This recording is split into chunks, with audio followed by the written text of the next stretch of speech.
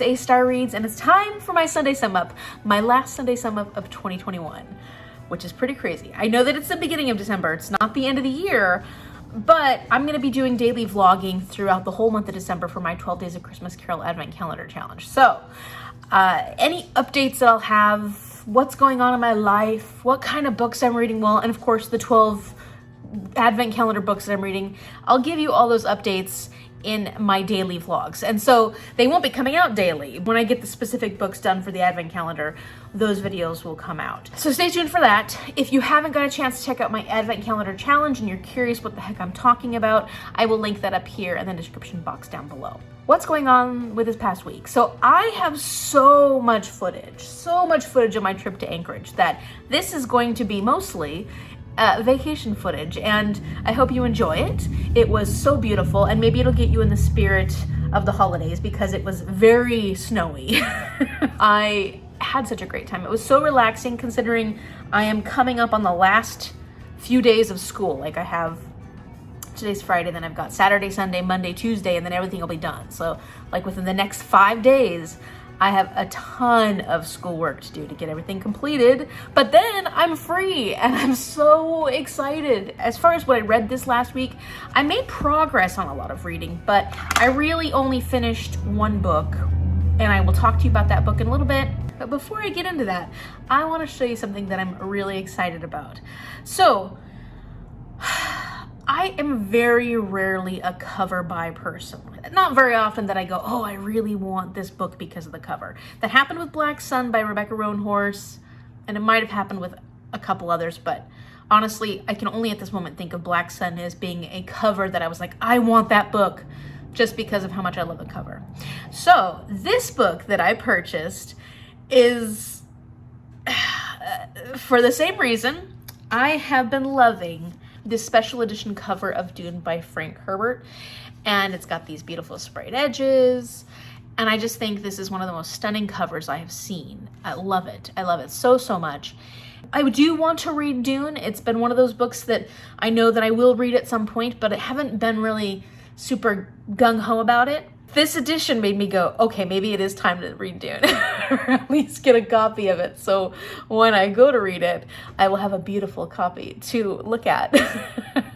So I'm really excited about this. It's a classic sci-fi novel. Look at that. Look at the cover. It says, "Fear is the mind killer." And it's got this pretty little artwork on it. A little bummed because I got this in the mail and it had a little bit of a, look at that. I mean, like, this isn't a cheap edition, so I was kind of bummed about that, but you know, what are you gonna do? And let's see, there's that. This is just a gorgeous, gorgeous book. I couldn't help myself. It was sort of like, I need something right now to help with the stress of school, and I was like, I think I'm gonna get that special edition. And I did. And I don't usually spend that much money on a book, but I think this is worth it. I just love it so much, and I'm hoping that I love the book as much as I love the cover. If not, at least Mom loves it.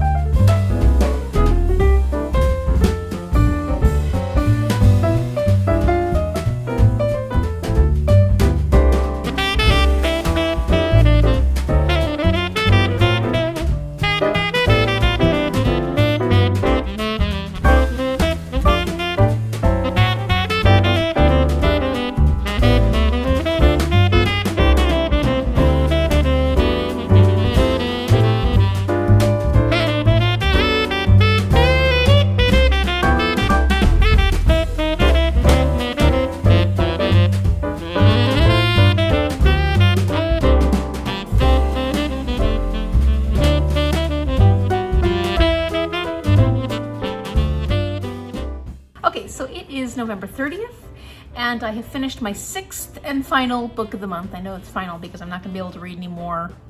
I won't be able to finish anymore by the end of today. And that is The Prince and the Dressmaker by Wang. And this was a 5-star read. Absolutely loved it. Just felt like, for me, this was perfection. Especially because this is my first graphic novel that I've given a 5 stars to. The best one I have read. And I loved it so much for so many reasons. It was so heartwarming. It was kind of exactly what I needed right now. I had a rough day yesterday. I was really unhappy and really frustrated because although I got a nice break in Alaska for Thanksgiving, and you'll see all the footage, I'm sure, yesterday, just the realization that I have 1 week left of school and I have so many things due, and then I found out I have an exam that I wasn't expecting, like a final exam that I don't remember being told about. And on top of all the other things I'm trying to get done right now before Tuesday, because Tuesday is the last of my final projects is due then. And it feels overwhelming. And then I found out about this exam yesterday, and I have some issues with the grading. just I hit my wall. I hit my wall is what I did. And so then I thought, you know what? I need to pick up something that I know is going to give me some sort of impact. And Mom had read this and loved it and said that emotionally it gives you a very strong impact. So I wanted to pick this up. I knew that it was a quick read, and I stayed up till past 1 a.m. reading it, and it was so worth it. And man, I sobbed at a few parts of this, like ugly blubber sobbing, it was beautiful, beautifully done. This is a graphic novel, YA fairy tale about a young prince, 16-year-old prince named Sebastian, and a dressmaker named Frances. And Frances is starting out trying to make her way in the fashion world, and she wants to become a famous designer. But she's at like this dressmaker shop where dressmakers are kind of a dime a dozen. But she does something unique and special at the beginning that gets the attention of the prince, and he hires her to be his personal dressmaker. There are so many things about this book that I absolutely loved, but the emotion was top. Like, it was so top. I really felt these characters' pain. I felt their happiness. I felt their joy. It was just so exciting. So when I looked up some of the criticisms, and I was curious about the gender fluidity in this, I was curious about how that would be perceived by own voices. And first, for some of the criticisms when it comes to the actual story, people were upset about the setting and the time period. Like, it wasn't very clear. People thought it was really confusing. And I thought, this is a fairy tale. And then people were also saying, like, it was a little too predictable and it just kind of tied up so well in the end. And I thought, this is a fairy tale. And so, like, I did not agree with this. I mean, I didn't care. Like, I could see that maybe the time was a little confusing because there are some modern elements to the way this is written, and including some of the dialogue, but then it's set like in more of an older, at least the fashion is a lot older. Like, this is based in reality in the sense that these characters had genuine emotions and genuine scenarios that they could be facing, but it wasn't based in reality because it's a fairy tale. So, like, all those complaints I could care less about. Same with the predictability. That wasn't the intention of this book. The intention is to convey emotion and to make you empathize with these characters and understand what they're going through and follow along in this tale. So as far as the representation goes, though, I was really curious about this. So I did look up Jen Wang, and I found a few interviews, not too much, but I found a few interviews from her that said that this book was a real representation of her own youth, her own teenage years. And so I'm guessing that she had some gender questioning that went on while she was young. As far as like being an own voice writer, it's hard to say because she wasn't a 16-year-old prince. But as she said, this represented a lot of the questions and the things that she went through when it came to understanding herself as a teenager. And I think that that's valid, especially coming from a teenage perspective. When I looked at own voice perspectives, like non-binary, gender fluid perspectives, it was very mixed. Some people felt that it didn't represent them and their experience that well, but then other people said that it was perfectly representative of their own experience. So I think As far as representation goes, this will depend on your own personal experience when it comes to gender fluidity and just gender questions in general. I think that one of the things I saw was that there were a few people that were not happy that there was no clear labels. Wang uses he, him pronouns in this. Sebastian wasn't actually labeled non-binary, gender fluid, trans, anything like that. There were some people that were upset about that. And granted, my opinion comes from a cisgendered perspective, so obviously take it with a grain of salt. But when I'm thinking about teenagers in general, I think it's really hard to label anything when you're a teenager because you're just exploring yourself, the people around you. You care a lot more about what people think about you when you're a teenager.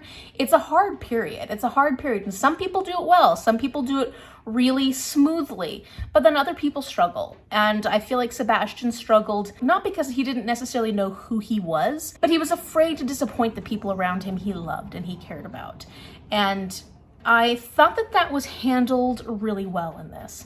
And so coming from more of a teenage perspective, it didn't surprise me all that much that she didn't actually put any labels to who Sebastian was. Is that a problem?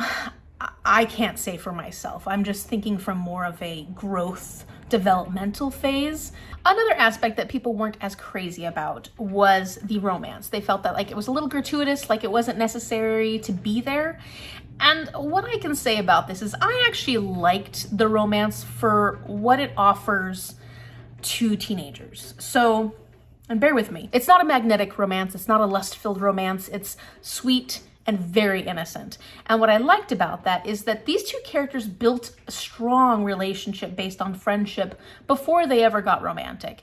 And I think that when I think of teenagers and I think of those hormones, which are inevitable because they're going through a lot of developmental change, a lot of the romantic relationships that young people have is based off that initial lust. It's not actually based off relationships that have been formed because of mutual interests, mutual understandings. I'm not saying lust is a bad thing. I'm just saying it's kind of nice to see a book where Wang took a different approach to how this relationship can be formed.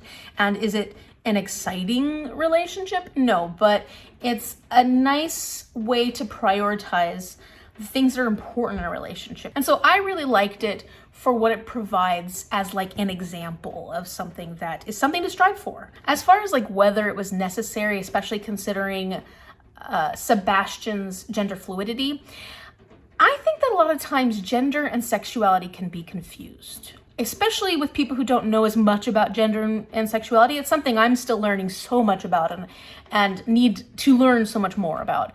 But gender and sexuality aren't the same thing. So even if Sebastian is gender fluid, he can absolutely have a straight relationship and his sexuality is not what's being questioned here. So this book does not focus on sexuality at all. It focuses solely on gender. And so I think that that's good to point out because I think sometimes with some criticisms, it's like, was it necessary for him to have a straight relationship? And I don't think that the relationship was meant to point anything out. I think it was more to supplement the support he was having by someone who loves him for exactly who he is. And that's my own personal opinion. I could be wrong, but that's kind of what I got from this. So anyways, I know that's a lot, but I just wanted to go over some of the representation in this book because I think that it's important and I think that this is really valuable for a younger generation, but I think that a lot of adults will really get a lot from this as well. This is very accessible, especially for older generations. Sometimes we struggle with understanding gender fluidity, and I think that this is a good place to start. It's definitely not a complete own voices, it's semi-own voices. So I don't know, there was so much about this that I really enjoyed, that I really appreciated, and it was a very emotional read for me. I recommend it if you love graphic novels, and even if you don't, this is a good graphic novel to kind of dip your toes into.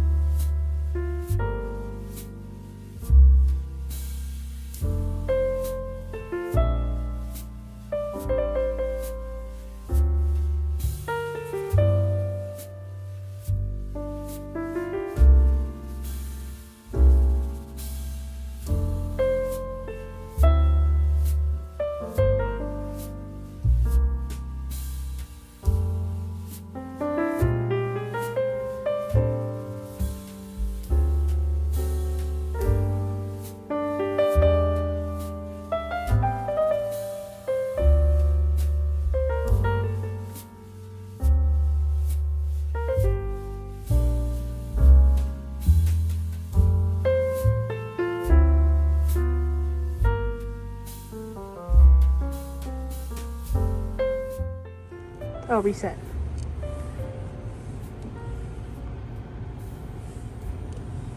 There it goes. No. No. Stay. You can do it. Oh my gosh, come on. Oh no. Oh, that was Teresa's. That was Amy's. How do you do it? You gotta do one side. You only pull one side. Oh, try it again. Okay.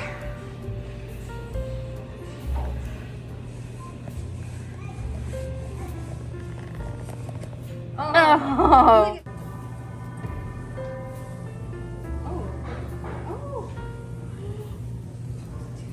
That's the highest. That was the highest one. Oh, got this high. Yeah, you got it really high.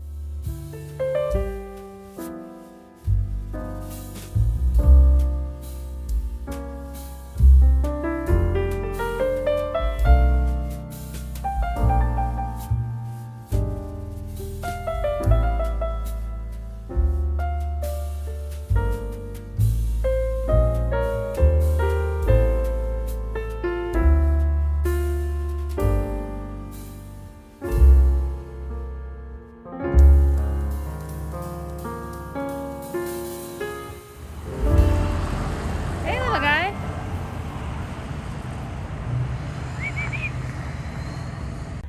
Okay, so I did a thing, and I normally don't ever buy Crocs. Nothing against Crocs, I know people love them, but they're just not the kind of shoes I typically like. But up here in Washington, as you can see, we live out in the woods. When it starts getting wet and muddy, I always like to have some kind of slip-on that I can take outside. I have my work boots, but you know, something nice when it's not actually pouring rain or, you know, several inches of snow that I could just slip on and go outside really quickly. And I saw these particular Crocs through Disney. I fell in love with them. And so I got them for, you know, it's needed out here, but they're so ridiculous. And I'm going to show them to you. And these are them. They're really cute little hot chocolate cups with the Disney characters. And they've got fuzzy on the inside, and they're perfect for walking out in this forested area, especially where it's kind of muddy in places. So I'm starting to get into the holiday mood. I'm really excited about December. Like, just probably going overboard this year, but I don't care. I need it.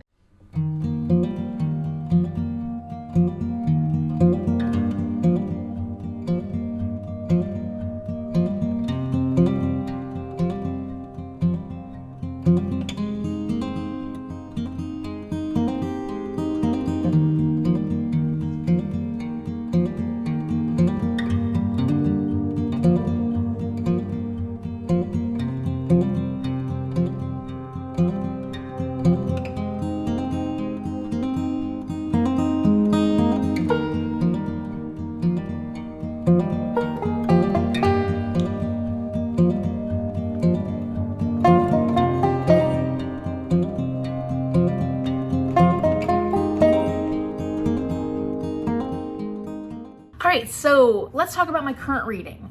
I am currently working on Winter. That's the one I'm very actively trying to get finished. This is a long book. It's like over 800 pages, and I'm almost done with this. So our live show discussion for Lunaralong, this is the final book we will be discussing through live discussion, is going to be this coming Sunday, the 5th of December at 4 p.m. Pacific Standard Time. So I will link everything that you need to know for that up here and down below. And that is also the same time that we will be announcing the 2 book series that won the poll. And it looks like those 2 series will kind of last us the whole year of 2022.